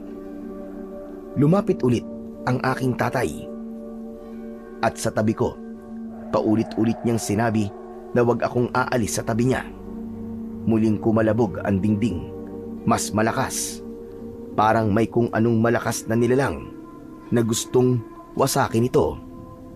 Ilang sandali pa ay bigla akong napasigaw nang biglang umuga ang bubong ng bahay namin at mula sa kisame ay may mga alikabok na bumagsak. Hinawakan ako ni tatay sa balikat. Maigpit habang dahan-dahan siyang umabante sa gitna ng sala. Tibayan mo ang loob mo, anak. Malalampasan natin ito. Manalangin ka. Isang malakas na kalabog pa ang aming narinig at tuluyang nawasak na nga ang dingding. Pagtingin namin, agad na bumungad ang tatlong nilalang na akala ko'y sa panaginip ko lang makikita. Mabalahibo ang kanilang katawan malangis at madulas. Meron silang mahahabang kuko. Matatalas ang mga pangil, mahahabang dila at naglalaway na bibig. Mabaho ang amoy nila, para bang amoy na nabubulok na karne. Halos masuka kami ni tatay. Higit sa lahat, mapupula at nagbabaga ang kanilang mga mata. Nanginginig akong umatras. Hindi ko maigalaw ang katawan ko sa sobrang takot. Tay! Mga aswang nga! Oo, kaya huwag kang lalayo sa akin, anak. Kahit anong mangyari, huwag kang tatakbo. Habang nagsasalita siya, may narinig pa akong kaluskos mula sa likuran nila. Nang tignan kong mabuti, may mga anino na papalapit. Napagtanto kong hindi lang 3 ang mga aswang. Marami sila. Nang biglang sumigaw ang isa sa kanila, halos mabingi ako. Para silang hayop na galit na galit. Kasunod nun, sabay-sabay silang gumalaw, palapit sa amin. Agad na sumugod si tatay. Isa sa mga aswang ang agad niyang nataga. Pero hindi man lang nito ininda ang sugat. Sa halip ay napatingin ito kay tatay. Nakangisi at umungol ng malakas. Lumayas kayo dito sa bahay ko! Magsilayas kayo! Biglang bumukas ang mga bintana namin at nakita kong sumilip doon ang napakarami pang nilalang. Ay! Ang dami nila! Diyos ko! Hindi natin sila kaya! Galena, tumakbo ka sa kwarto mo, bilisan mo! Pero huli na. Isang aswang ang agad na nakalapit sa akin at hinawakan ako sa aking kamay. Bitiwan mo ako, hayop ka! Tay! Tulong! At sa sandaling yon, nagsimula na ang pinaka nakakatakot na gabing dumating sa buhay naming mag-ama. Bitiwan niyo ang anak ko! Mga hayop kayo! Galena! Galena! Tay! Biglang kinalmot ng aswang si tatay sa braso. Napasigaw siya sa sakit at nabitiwan ang hawak niyang itak. Napasigaw din ako at mabilis na binawi ang kamay ko sa aswang. Mabilis akong nakalapit kay tatay pero hindi ko alam kung paano ko siya matutulungan. Nakita kong dumadaloy ang dugo sa braso niya. Malalim ang sugat at nangitim kagad ang paligid. Pilit niyang inaabot ang itak sa saig pero bago pa niya ito makuha, may isang aswang ang biglang tumalon sa tabi namin at hinablot muli ang braso ko. Mabilis akong hinila ng nilalang na yon. Halos mapunit ang suot kong damit. Sinubukan kong muling kumawala pero parang bakal ang nakahawak sa akin. Bitiwan niyo ang anak ko! Mga demonyo kayo! Bitiwan niyo ang anak ko! Sumugod si tatay kahit duguan ang braso pero napaatras siya nang muling umatungal ng ungol ang aswang. Sinubukan kong kumapit sa poste ng bahay namin pero isa pang nilalang ang lumapit sa likod ko at sa isang iglap, binuhat niya ako. Tay! Huwag niyo akong hayaang kunin nila! Tay! Nagsisisigaw ako habang pilit na inilalayo ng nilalang palabas ng bahay. Ramdam ko ang malamig nitong balat at ang matapang na amoy niya. Narinig ko pa ang tatay ko na sumisigaw bago kami makalayo. Galena! Ang anak ko! Ibalik niyo ang anak ko, mga hayop kayo! Nawalan na ako ng pag-asa. Wala na akong magawa kundi ang umiyak.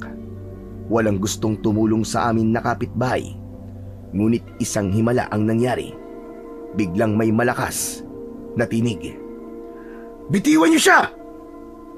Bigla akong binitiwan ng aswang at nalaglag ako sa lupa. Paglingon ko, nakita kong may 3 armadong lalaki sa harap namin nung aswang. Si Kapitan at may 2 siyang kasama. Isa na dito, ang binatang si Randy. Mabilis siyang kumilos. Hawak ang mahaba niyang espada. Kasunod niya si Kapitan at isa pang tanod na si Pido. Parehong may mga dalang itak. Tumabi ka na dyan, Galena! Kami na ang bahala rito! Sa isang iglap, sumugod ang unang aswang. Mabilis at mabangis. Tinamaan ito ni Randy sa leeg at bumulwak ang itim na dugo nito. Gumulong ang napugot na ulo sa tabi ko. May isa pa uling aswang ang sumugod at tumalon papunta sa kanya, pero mabilis siyang lumuhod at sinaksak ito sa tagiliran. Kumilos ang dalawa niyang kasama. Tinamaan ng ibang aswang sa balikat at hindi na nila tinantanan ng saksak hanggang sa ang mga ito ay tuluyang bumagsak. Randy! Sa likod mo! Bigla akong napasigaw nang makita kong may papasugod na aswang sa likod ng lalaki. Paglingon ni Randy ay agad siyang sinunggaban ng aswang at tangkang kakagatin sa leeg. Mabuti na lang at mabilis siya.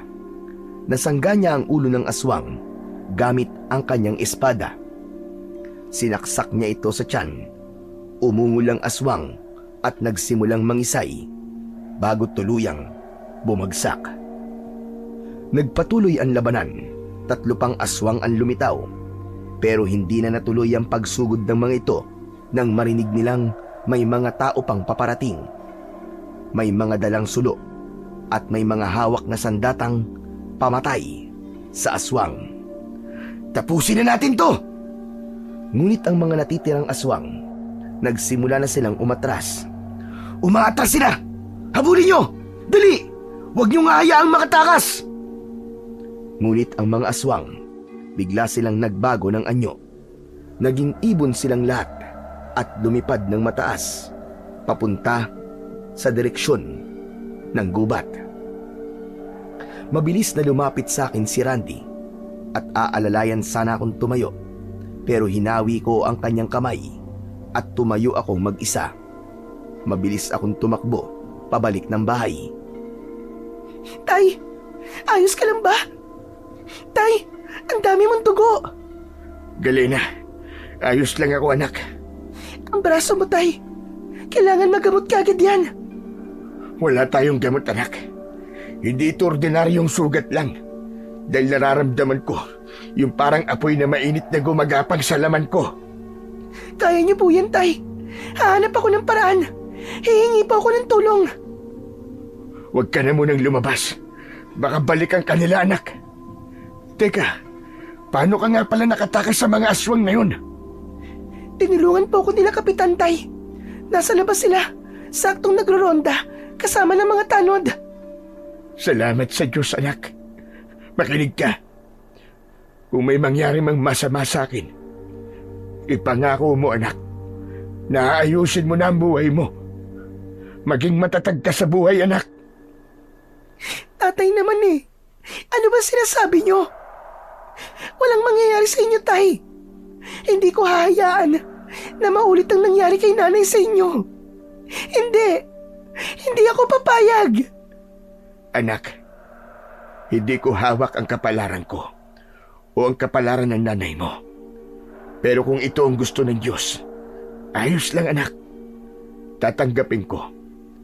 Kaya kung sakali man, Tama na po, Tay. Huwag niyo na pong tapusin yung sasabihin niyo. Hindi ako papayag. Hindi! Hinawakan ko ang braso ni tatay. Sinubukan kong pigilan ang pagdurugo gamit ang malinis na damit. Mahal na mahal kita anak. Ano ba, Tay? Itigil niyo na nga po muna ang pagsasalita niyo. Magpahinga ka lang, Tay. Hahanap ako ng gamot.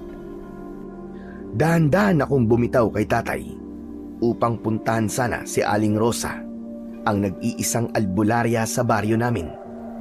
Pero nag-alala ko nang biglang pumikit si tatay at tila nawalan ng malay. Tay! Tay, gising! Tay, gumising ka! Tay!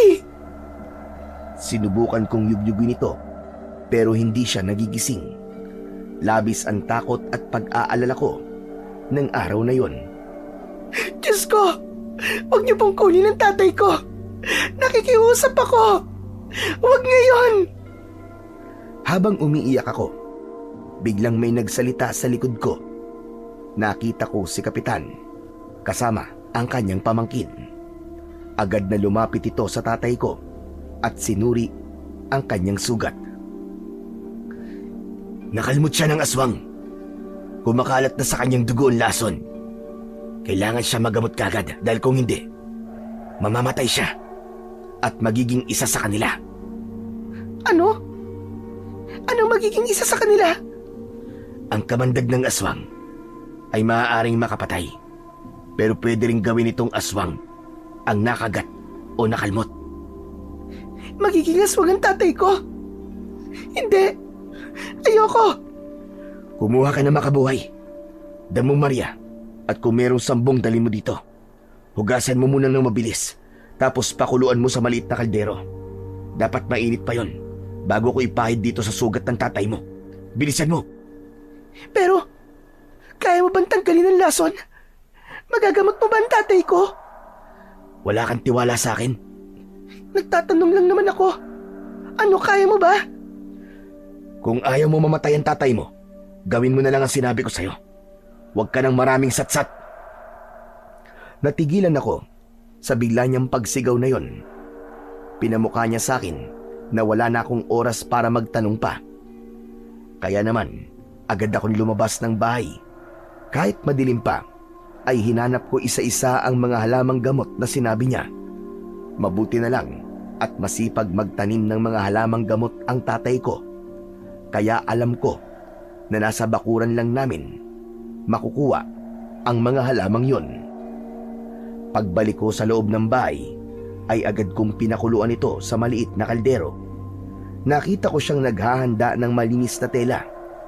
Seryoso ang kanyang muka. Pareho kaming hindi nagsasalita. Nang kumulo na ang tubig, agad ko na itong dinala sa kanya. Maingat na ibinuhos nito ang pinakuluan sa braso ni tatay. Ano ka ba? Anong ginagawa mo? Lalong masasaktan ang tatay ko niyan eh. Hindi mo naiintindihan. Kailangan kong gawin to. Alam mo ba talaga yung ginagawa mo? Baka hindi niya makaya. Mainit yan. Mas mabuting masaktan siya ngayon kaysa lamunin ng sumpa mamaya. Habang pinupunasan niya ang sugat gamit ang malinis na tela, kumuha siya ng ilang nilagang dahon at may dinukot siya sa bulsa niya. May kinuha siyang 3 bato na maliliit. Ipinatong niya yon sa braso ng tatay ko. Tapos ay nagsalita siya. Hindi ko maintindihan ang sinasabi niya. Ibang wika kasi ang gamit niya at para siyang nagdarasal. Biglang nagmulat ng mata ang tatay ko at laking gulat ko nang makitang itim na ang kanyang mata. Ano nangyayari? Bakit ganyan? Huwag kang maingay. Nagpatuloy sa pagdarasal si Randy hanggang sa muli nawalan ng malay ang tatay ko at doon naman sinimulan ng lalaki na talian ang sugat nito. Kailangan niya magpahinga. Huwag mo siyang gagalawin. Ikaw naman, magpahinga ka na rin. At sa palagay mo, makakapagpahinga pa ako sa lagay na to? Sundin mo na lang ang sinasabi ko sa'yo. Huwag nang matigas ang ulo mo. Sinenyasan ako ni Kapitan. Parang sinasabi nito na sundin ko na lang kung anuman ang sinasabi ng lalaki. Wala akong nagawa kundi ang tumayo at pumasok sa kwarto ko para magpahinga. Kinaumagaan, nagising ako sa tunog ng sunod-sunod na kalansing ng kutsara at tasa mula sa kusina. Kasabay nun, naamoy ko ang mabangong aroma ng kape. Mabilis akong bumangon at lumabas ng kwarto. Pagbukas ko ng pinto, nakita ko si tatay at si Randy. Magkaharap silang nagkakape. Parang may pinag-uusapang importante. Tay? Okay ka na? Oh, ba't naman ganyan ang mukha mo, anak? Bakit? Ayaw mo ba akong gumaling? Hindi lang po ako makapaniwala, Tay. Oo na, sige na. Umupo ka na. Samahan mo kami magkape. Opo, Tay. Salamat po. Nagsalin ako ng mainit na tubig sa tasa at nagtimpla ng sarili kong kape. Tumabi ako kay tatay. Tahimik akong nakinig sa pinag-uusapan nila. Maraming salamat sa lahat, Randy. Utang na loob ko talaga ang buhay ko sa'yo. Wala po yun. Pero maswerte ho talaga kayo. Dahil natsambahan po natin yung mga aswang na yun. Ilang araw din naming hinanap ang mga yun eh. Ilang araw? Ibig sabihin matagal na sila nanggugulo dito sa baryo. Oo, hindi nyo lang po napapansin. Pero matagal na pong sinasalakay ng tahimik ng mga aswang itong baryo. Talaga? Paano? Nakita niya po mismo. At nung malaman niya tungkol sa mga aswang, agad niya akong pinatawag para makatulong. Abay, salamat kung ganun. Tignan mo nga naman Akala ko noon tahimik at payapa na ang aming baryo. Yung pala. Biglang napatingin sa akin si tatay. Ang kanyang mga mata parang nanunumbat. Kita mo na, Galena. Wala tayong kaalam-alam na may aswang na pala dito sa baryo. Ikaw gala ka pa ng gala sa gabi. Mabuti, di ka na tsetsempuan ng aswang na yun. Tay naman, ako na naman ang nakita nyo. Totoo naman ang sinasabi ko sa'yo, anak Tama ang tatay mo. Huwag ka nang lalabas sa gabi. Dahil lubang delikado. Matagal naman na akong hindi lumalabas Mula nang mamatay si Diego. Sinungaling. Kailan lang lumabas ka Sinundan mo pa nga ako sa gubat. Namula ako sa sinabi niyang yun. Hindi ko batid na alam pala niya ang aking pagsunod sa kanya. Medyo nakaramdam ako ng hiya. Pero agad ko ding binawi. Bakit? Hindi lang naman akong sinungaling dito Pati naman ikaw Ayaw mo akong tulungan patotohanan sa mga tao na totoo namang umuwi ako dito sa bahay bago mamatay si Diego. Kung nagsalita ka lang, di sana, nalinis na ang pangalan ko. Pasensya ka na. Hindi ko kasi pwedeng gawin yon. Hindi ako pwedeng madamay sa anumang gulo. Kailangan naming unahin yung misyon na hanapin at palayasin ang mga aswang dito. Kung makikialam ako, baka ako pa mapagbintangan, Galena. Ganun ba? Kung ayos lang sa'yo na masama ang tingin sa akin ng mga tao, sige lang. Sa bagay, sino ba naman ako, di ba? Huwag kang mag-alala, Galena. Malapit nang malinis ang pangalan mo. Baka nga ngayon pa lang, malinis na Anong sinasabi mo? Ang sinasabi ko, hindi na naituloy ni Randy ang kanyang sasabihin nang biglang nagsidatingan ng mga tao sa bahay namin. Lahat sila nakikiusyoso at inaalam kung totoo bang inatake kami ng mga aswang.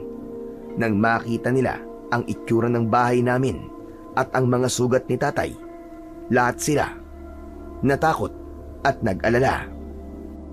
Aba, kung ganon, ay hindi talaga ikaw ang pumatay sa aking anak. Hindi ka aswang. Aling Marites naman, talaga bang iniisip niyong aswang ako? Sinabi ko na po sa inyo, hindi ako ang pumatay kay Diego. Oo, tama ka. Ngayon alam na natin na may gumagalang ang aswang dito sa baryo. Kailangan may gawin tayo. Hindi pwedeng pabayaan na lang natin. Huwag nating hayaang maulit ang nangyari sa anak ko at kina Galena. Mga kababaryo, kailangan natin panagutin ang mga aswang na yon. Tama ho kayo. Pero kailangan natin magplano. Hindi basta-basta ang mga kalaban natin. Kailangan natin ng mga armas. Sumang-ayon silang lahat kay Randy. Nagkaroon ng konting pagpupulong. Nang matapos na ang pag-uusap, ay nagsiuwian na ang mga tao. Naiwan kaming dalawa ng binata at lumipat sa labas ng bahay. Umupo kami sa ilalim ng puno.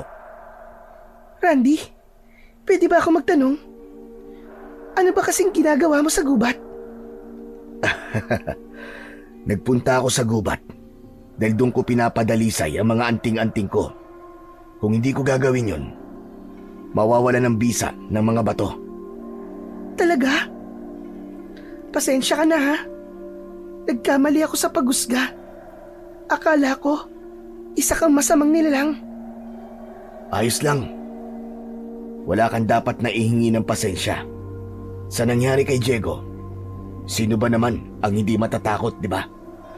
Basta, salamat sa pagliligtas sa tatay ko. At sa akin. Walang anuman yung Galena. Pero may gusto kong sabihin sa'yo. Ano yun, Randy? Gusto kong sabihin na kahit anong mangyari, piliin mo sana palagi ang tama. Huwag mong hahayaan na lamunin ka ng dilim, Galena. Teka, ano bang ibig mong sabihin? Wala. Basta tandaan mo lang yon.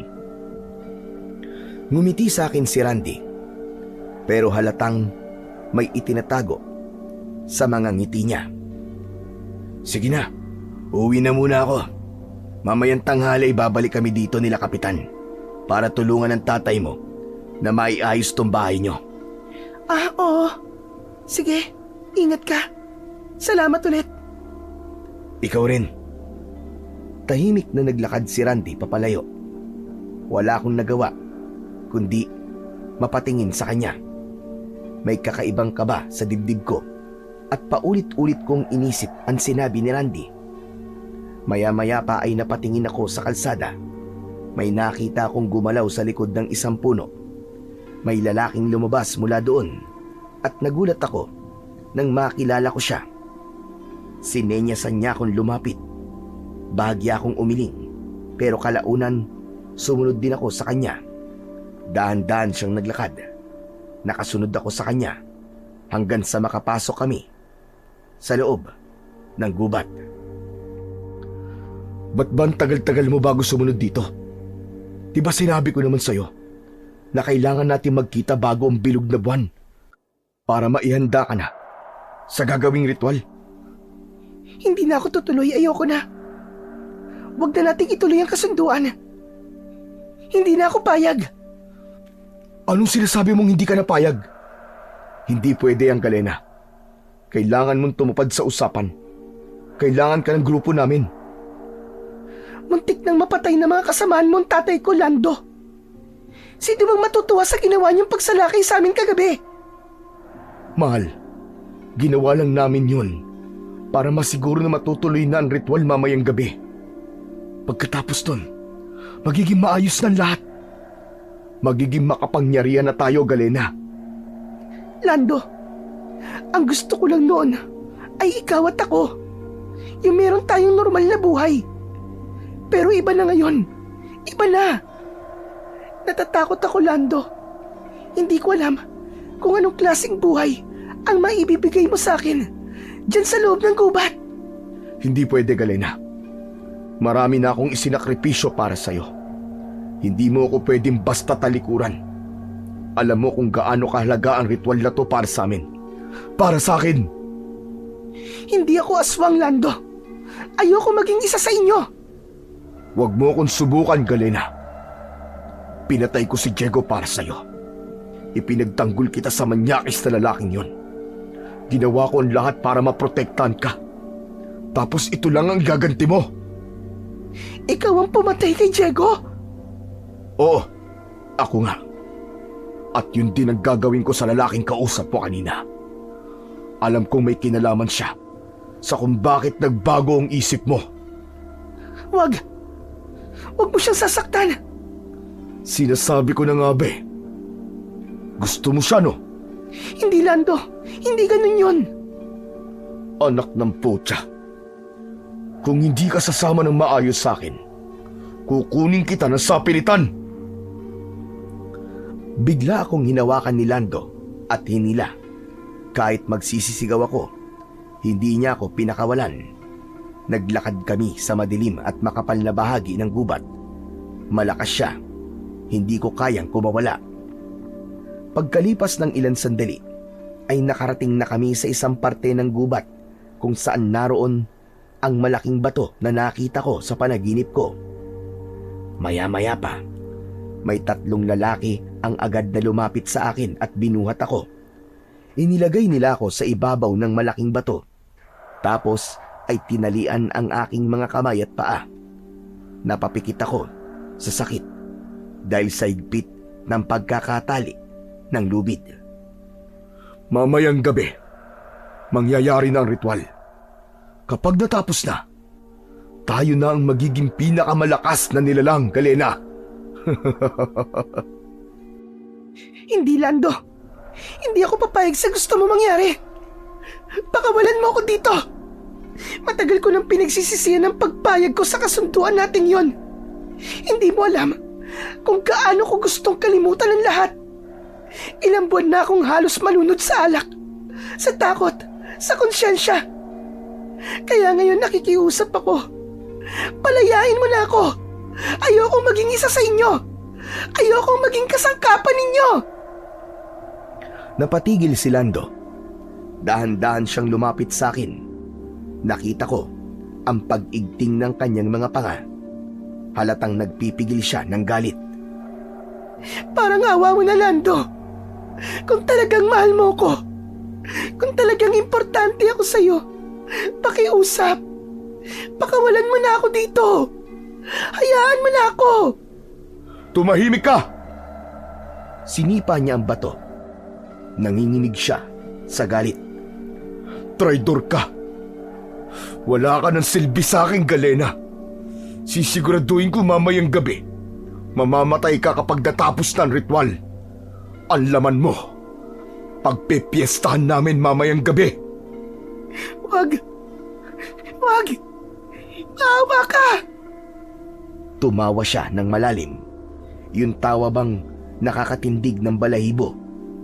Sa paligid ay nagsimula ng magsilapitan ang mga kasama niyang aswang. Nakatingin silang lahat sa akin.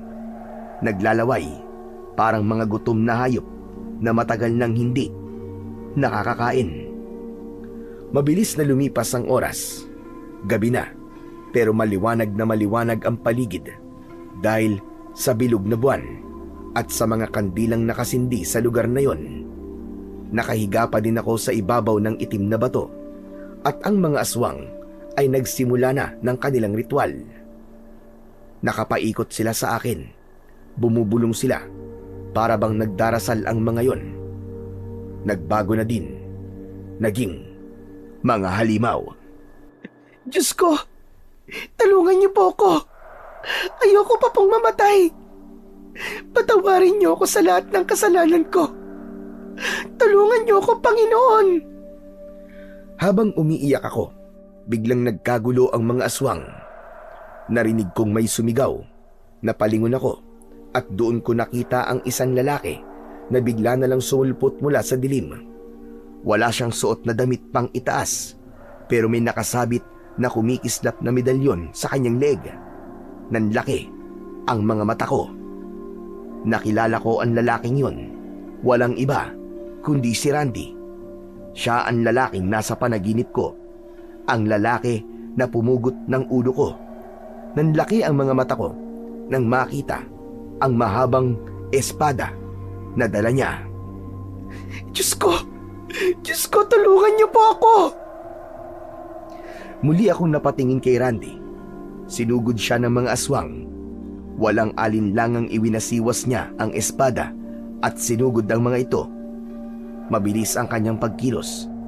Sanay na sanay ito sa pakikipaglaban. Lahat ng aswang na lumalapit sa kanya ay nasusunog. Samantalang si Lando ay parang hindi nagambala. Nasa tabi ko siya at itinutuloy pa rin ang ritual. Nakatingala ito. Paulit-ulit na binibigkas ang mga orasyon. Lando, tama na, nakikiusap ako sa'yo. Huwag mo lang ituloy ito. Tumakas ka na. Papatayin ka nila. Pero hindi siya nakinig. Bigla niyang sinunggaban ang leg ko at kinagat. Aray! Tama na, Lando! Tama na! Habang patuloy niyang sinisipsip ang aking dugo, biglang sumulpot ang mga taga-baryo at sa gitna ng kaguluhan, nakita ko si Tatay Ben. Mabilis siyang tumakbo palapit sa akin. May dala siyang buntot ng pagi. Hayop ka, Lando! Bitiwan mo ang anak ko! Sumugod siya at malakas na pinalo ito sa likod. Napasigaw si Lando at napaatras. Peste kang hayop ka! Wala kang karapatan na saktan ang anak ko! Habang nagsasagupaan sila, lumapit si Randy sa akin at tinanggal ang mga tali. Mabilis niya akong hinila palayo habang patuloy pa rin ang labanan sa paligid. Wag! Huwag mo akong patayin, nakikiusap ako, Randy. Hindi ako masama. Alam ko, Galena. Huwag ka matakot sa akin. Hindi kita sasaktan. Pero, sa panaginip ko, pinugutan mo ako ng ulo dahil naging aswang daw ako. Hindi lahat ng panaginip ay totoo, Galena. At hindi rin lahat may literal na kahulugan. Pero kung sakali man magkatotoo na maging aswang ka, huwag kang mag-alala. Gagamutin kita. Tutulungan kita. Eto, mabisa ang langis na to. Ipahid mo muna sa sugat mo para lumabas ang lason. Tapos ay takpan mo ng damit para hindi masyadong magdugo. Babalikan kita dito, Galena. Huwag kang aalis kahit anong mangyari. Sige, tulungan mo ang tatay ko, Randy. Tulungan mo siya. Tumango si Randy at mabilis na tumakbo pabalik sa lugar ng labanan. Naiwan akong mag-isa. Maya-maya pa, may narinig akong mga kaluskos mula sa likod ko. Pagtingin ko, nakita ko si Lando. Ang katawan niya ay balot ng itim na balahibo at nanlilisik ang kanyang mga mata. Akala mo ba'y tapos na, Galena? Akala mo ba'y makakatakas ka sa akin ng ganun-ganun lang? Ngayon ay tatapusin na natin ang ritual. Magiging kagaya mo na ako. Magsasama tayo. Magpasawalang hanggan. Wag, Lando! Wag! Kakagatin na sana niya ako uli, pero bigla siyang natigilan. Kasabay nun ay bigla siyang sumuka ng itim na dugo at sa isang iglap, nahiwalay ang ulo niya sa katawan. Gumulong yun sa lupa at ang katawan niya ay unti-unting natumba. Nang hilabot ako sa aking nakita. Sabi ko na hindi siya titigil hanggat hindi kanya nakukuha. Lumapit siya sa akin at inabot ang mga kamay ko. Tapos na, Galena. Wala na siya. Ligtas ka na. Sa sandaling yon ay bigla akong napagulgol. Hindi dahil sa sakit o takot, kundi dahil sa tuwa at ginhawa. Para akong nabunutan ng tinik sa dibdib. Matapos ang halos 1 taon, sa unang pagkakataon ay nakahinga na din ako ng maluwag. Tapos na. Tapos na ang lahat. Oo, tapos na, Galena. Malaya ka na. Napatingin ako kay Randy. Noon ko lang naunawaan na mahusay talaga siya at maraming alam. Walang sikretong na itatago sa kanya. Pero Randy, paano mo nalaman? Nung una kitang nakita, alam ko na, Galena. Nahulaan ko na kung ano mangyayari sa'yo. Hindi rin aksidente ang pagkakaligtas namin sa'yo kagabi. Sadyang nakasubaybay ako sa inyo ng ilang gabi na. Alam ko na may mangyayaring isang masamang sumpa. Magiging kaanib ka nila at ikaw ang magiging pinakamalakas na aswang dito sa baryo. Kaya ginawa ko ang lahat para pigilan yon. Mabuti na lang at nakinig ka. Mabuti na lang at pinili mo ang mabuti kaysa ang maging masama. Bigla ako napatingin sa bangkay ni Lando. Ang lalaking yon, ang pinakamamahal kong lalaki. Huli na nang malaman kong mula pala siya sa angkan ng mga aswang. Mahal ko si Lando. Nabulag ako sa damdamin ko para sa kanya. Kaya nakalimutan ko kung ano ang tama. Gusto niyang magsama kami panghabang buhay. Kaya naman ang gusto niya ay makianib ako sa kanila. Pumayag ako nung una dahil ang akala ko ay iaalay ko lang ang dugo ko sa kanilang Panginoon. Hindi lang buhay na walang hanggan ang ipinangako niya sa akin. Ang sabi niya, kaya ko daw buhayin ang nanay ko kapag ako na ang pinakamakapangyarihan. Binigyan niya ako ng 1 taon para maihanda ang sarili ko para sa isang ritual. Pero habang lumilipas ang mga buwan, unti-unti kong naiisip na mali ang lahat. Ngunit alam kong wala na akong kawala, lalo na't alam ko na palagi niya akong binabantayan. Kaya ang tanging nagawa ko na lang ay ang magpakalango sa alak. Sa paraang to, naisip kong kahit papano ay malilimutan ko ang kasalanan ko. Pero hindi pala ganun kadali ang lahat. Araw-araw akong nakokonsensya, lalo na't alam kong tahimik na naghahasik ng lagim ang mga aswang sa baryo namin. Yung mga nawawalang mga tao, sila ang may kagagawan at hindi ako matahimik. Mabuti na lang ay dumating si Randy. Tinulungan niya akong maniwala ulit sa kabutihan. Sa simpleng sinabi niya sa akin na piliin ko lang palagi ang tama, natutunan kong harapin ang takot. Nagkaroon ako bigla ng kakampi sa katauhan niya. At ngayon sa wakas, malaya na ako. Anak, salamat sa Diyos at ligtas ka. Opo, Tay. Hindi tayo pinabayaan ng Panginoon. Patawarin niyo po ako, Tay, sa lahat po ng mga nagawa kong pagkakamali. Tama na, anak. Huwag mo nang isipin yun. Tapos na yun. Ang mahalaga, buhay tayo. At pwede tayong magsimula ulit. Tumango ako at muling niyakap ang tatay ko. Tama siya.